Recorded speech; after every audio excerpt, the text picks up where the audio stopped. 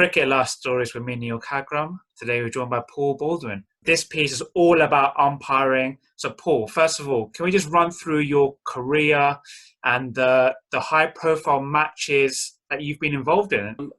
I started umpiring because I was captaining my RAF station side over in Germany, and I made a very poor decision. But fortunately, the RAF's chief umpiring trainer was there at the time and saw the absolute horlicks I'd made of that decision. And he said to me, "You're not going out on a field to umpire again until you've been on one of my courses." So consequently, I went and sat the old, what they used to call the ACUNS, Association of Cricket Umpires and Scorers exams. And this was in 1999. And in 2001, the German national side, we were asked, or the German national side went to play at the ICC Trophy in Canada. And the guy who was what they call the head umpire to the German Cricket Board at the time was also a serviceman. But he had just finished his tour in Germany, and he walked into my office one day with all of his files, plonked them on my desk and said, "You're it." At which point the invite to me was, "Would you like to go to Canada for 14 days to umpire the ICC Trophy?" Bearing in mind I'd had very little umpiring experience up to that point. And I said, stupidly, yes, why not?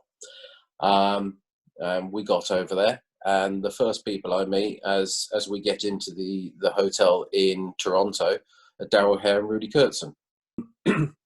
Met up with Daryl, and he said, "You've been doing quite well, and we'd like to put you up to do an A division game," which sort of shook me a little bit, but I said, absolutely, I'd love to. So I did Scotland against UAE. It went on from there. I was part of ICC Europe, and then ICC Europe began to flourish to the point where they would have under 19s, under 17 tournaments, World Cup qualifiers, all of this sort of thing. And I found myself getting invited to more and more of those tournaments, which was a great honour. I went to 3 under-19 World Cups. I did 2 Intercontinental Trophy 4-day and 5-day finals. ICC Intercontinental Trophy Cup games, which were 4-day first-class games, and 19 one-day internationals and 10 or 12 T20 internationals off the back of it. And I was incredibly fortunate to get that opportunity. And then in 2009, my job was coming to an end in Germany, and things were all a bit up in the air. And I approached ECB and asked them, if I came back to the UK, what would the chances be of me becoming a professional umpire? And basically I was told there are no guarantees. You have the opportunity to stand in some 3-day second team games, and we will come and assess you, and we will see where we go. So coming back with no guarantees. And I did 3 3-day second team games. The first one being Hampshire against Somerset at the Rose Bowl, as it was. Sorry, Hampshire, Sussex. But at the end of that year, I was invited to apply for the reserve list, which was the forerunner of what we have now. And I was accepted after interview, and then started 5 years on what was at the time known as the reserve list for ECB. I was then promoted at the end of 2014 to the full list, and that's where I am now. So do you have any aspirations to then get onto the elite panel? Playing? Everybody does. Everybody does, surely. I mean, the ultimate aspiration of any sportsman or sports official is to umpire or officiate or play at the highest level that you possibly can. Now, that's not going to happen for everybody. And as you just heard, some of my career was a wee bit back to front. So I did England-Ireland, I did England-Scotland, games like that, New Zealand against Ireland and these sort of things. So I've done full member nations against associate nations. But within ECB, the quality and the standard of umpiring is so good. And there are 25 of us on the full list. And there's another 10 on what they call the contracted list. And everybody is an outstanding umpire. And, you know, to be measured against people like that in the first place is an honour. But then to be considered good enough to go on to be on the international panel or potentially to go to the elite panel at ICC would be a huge honour. I'm not going to count my chickens. What is the selection criteria which could potentially for you to get to make that step up? Well, there are different levels within our group. So you have the guys who are contracted, so effectively the reserve list, and then you have the fully contracted guys. So you start off and you have a couple of years of probation to make sure that ECB have got the right people, and then you go from there to first class umpire, and then from there you would go to what is the accredited list. So you're working your way towards basically your badges, if you like, for ICC. So ICC have a load of criteria around how to use DRS, fourth umpire at test matches, etc., which we can all work to all of the time. But it's only a few that then get picked up and moved on to that level. And from that, you go to the international panel. And once you're on the international panel, it's then up to ICC to then decide, having seen you do games with elite guys in your home nation, whether they think that you would be good enough to go forward, at which point, like Michael Goff did, you get invited to go and do ODIs or under-19 World Cups overseas and test matches overseas, until at some point they would either select you and put you onto the elite panel, or say, yeah, but not quite enough. So you'll stay on the international panel for England, but you won't be selected to the elite panel. And then you said that you came through the more unconventional route. Say you've Yes. got a club umpire, just umpiring on, say, a Saturday, Sunday, and they have that ambition to go into first-class cricket. What is the path for them? What do they need to do? Do they need to approach anyone? Do they need to get certain qualifications, badges at that level? What is the path for that pool of people that've got those aspirations? Yeah, so the pathway for a recreational umpire who has aspirations is that, irrespective of where you start umpiring, your target should be within your county, should be the Premier League, the ECB Premier League.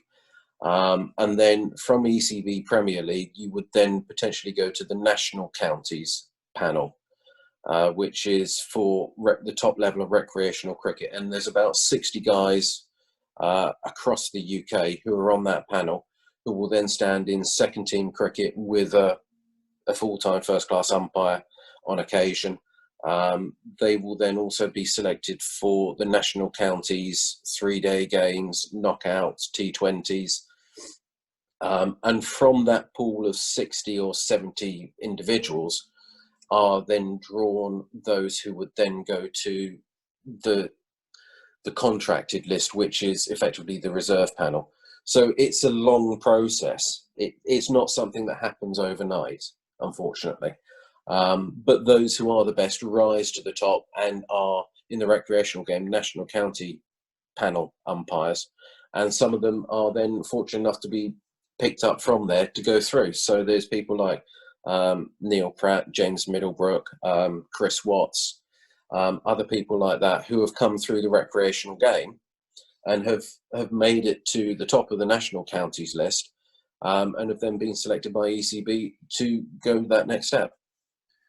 Then a general umpiring question: how much emphasis is placed on nutrition and fitness? Because the players are obviously playing and they're conducting their skills, but an umpire still has to maintain that concentration. They're on the field for every ball. Yeah. How much emphasis and a word on that side of umpiring, which perhaps a lot of people don't really mention? No, I think it's each to their own, how they deal with their hydration and their nutrition. We get tested up at Leeds Carnegie twice a year. We have fitness tests to make sure that we haven't put on too much weight, and they measure our muscle mass against our fat mass and all of this sort of thing. And we're on treadmills, and they set up one this year where they're measuring how quickly you move from behind the stumps at the bowler's end to square on to be in position for a run out, that sort of thing. So they're testing agility as well. But it's left more to us, because the fitness that we need is different to that of a player, in that we need the job we do, we're stood still for a significant period of time. But if we do have to move, occasionally it's very quickly. So it's the mental alertness, but you have to get yourself into the position where you are mentally alert enough and aware enough to go to the right side at the right time to make the right decision. And we always say that the first 2-3 days of the season, so be that in late March, or unfortunately as it was this year, late July, the first couple of days, it's getting your back strong enough, because you can do as many weights as you like, you can do as much running or whatever as you like, but standing still is a skill on its own. I mean, ask any guardsman outside Buckingham Palace when you stood there for 2 hours without moving, because it's the small of the back that becomes the issue. And you have to get to the point where you can cope with that and deal with it, and then you go through the pain barrier, and after that everything's fine. But it just takes a couple of days to get into it. And cricket has a particular rhythm as well. You have your 6 balls, you've taken your couple of steps, you walk out to square leg, and it's about having the mental skills to be able to switch up and switch down your concentration and be able to relax for those brief periods, because nobody can just solely concentrate for 6-7 hours. That's just physically impossible. So you have to feed yourself in the right way to give you that energy that you are concentrating, so that you're concentrating as hard on the first ball as you are on the last ball of the day. So be that through energy bars, whatever it might be. My colleague and I at the last game found that Bovril, remarkably, is a great way of keeping yourself concentrated. It's each to their own. Everybody has their own little tricks for doing it. But as long as everybody would come to the same result, that you are switched on and you are focused and you're in the right position to make the right decision at the right time, then there is no cast iron way of doing it, if that makes sense. And then any tips for aspiring umpires in terms of coping with the scrutiny? Obviously, you've officiated at international level. There's a lot of, with DRS and different camera angles, etc., every slight wrong decision is going to get picked up. Any tips that, in terms of your coping mechanisms, if you do get a decision wrong, is it literally just moving on to the next one? But a word on that side of things? Yeah, I mean, there's all sorts of mental techniques. There are ones where you can envisage a room and you take that thought into a room, and then there's a box in the room and you find the key and you put it in the box, and then you lock the box, and then you walk away, and then you lock the door. That's one way of dealing with it. For example, I made a mistake in the last game that I did. Fortunately, it wasn't particularly costly, but I made a mistake. You hold your hands up to it because you can't get away from it, because you have umpteen cameras and everybody's crowded around the TV screens and looking at everything that goes on.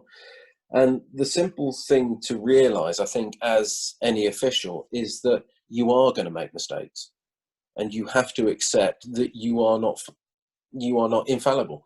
You will make mistakes.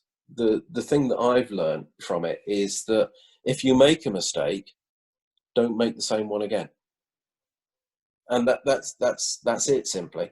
We are going to make them, and when you do make them, accept it. There's no point beating yourself up about it, because if I make a mistake and then I'm still thinking about it the next ball and the next ball and the next ball, I'm then second guessing everything. I'm not trusting myself, and I'm not trusting that I am where I am, because I'm second guessing all the time. So therefore, I've made a decision. I believed it to be correct at the time. If consequently it's proved to be wrong, then fair enough, it's proved to be wrong.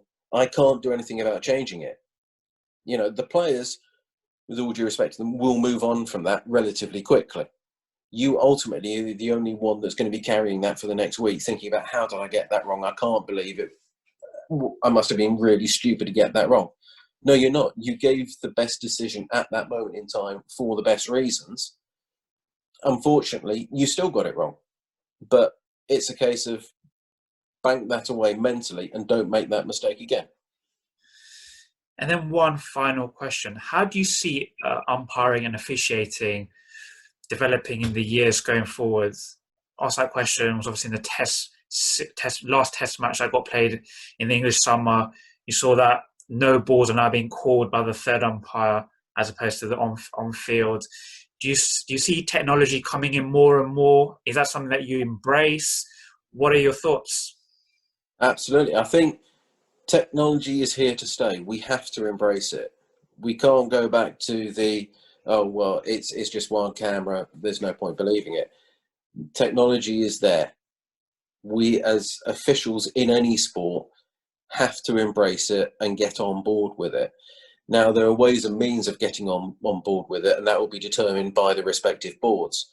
But we have to acknowledge that we are going to use it. It is becoming ever more pervasive.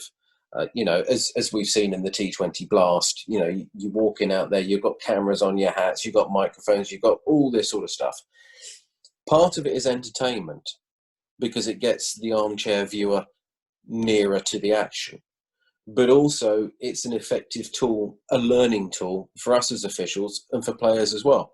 And yes, front foot no balls on TV. If that's an area that can be cleared up by using technology, then use it.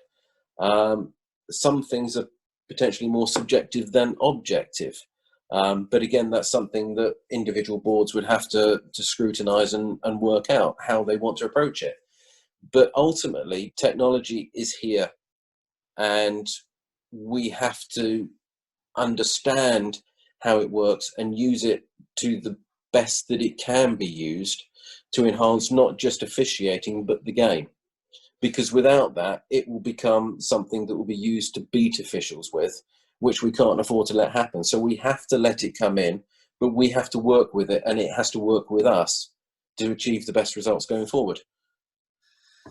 Paul, brilliant. Thank you very much for your time today. Great run through your career and some great insight into today's umpiring. So thank you very much. You're very welcome. Thanks, Neel. So Neel Khagram, Cricket Last Stories, Paul Baldwin. Thank you.